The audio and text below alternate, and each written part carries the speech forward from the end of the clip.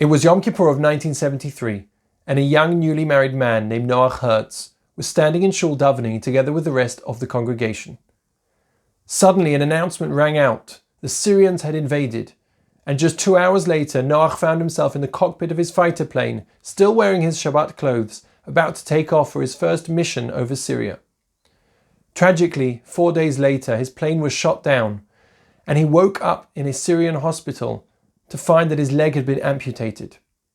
For the next 4.5 months, he was kept in solitary confinement in the harshest conditions. When he was finally reunited with his fellow prisoners of war, they all got together, and although none of them came from religious homes and had never prayed before, something inside of them told them that now was the time to pray.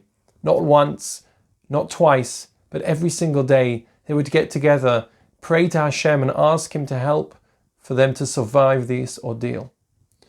Just a few months later, Noach was ecstatic when he was reunited with his young wife, and he met his baby daughter for the first time after she was born whilst he was in captivity. Over 45 years later, Noach relates that he celebrates that day that he was freed every year, and he thanks Hashem for helping him to survive that ordeal. Expressing our gratitude is one of the most fundamental principles of being Jewish. In fact, we wake up every morning, we say to Hashem, Modeh ani lefanecha, we thank you for giving us another day of life in this world. As Rabbi Sachs puts it very eloquently, we thank before we think. In the current situation, all of us realize that we can't take anything for granted.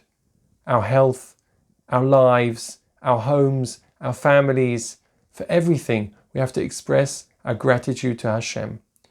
With just a few days to go till Pesach, where we thank Hashem for being part of the Jewish people, for taking us out of slavery and forming us into the amazing Jewish nation that we are, let's all remember to thank Hashem for all of those basic things in life, not take anything for granted.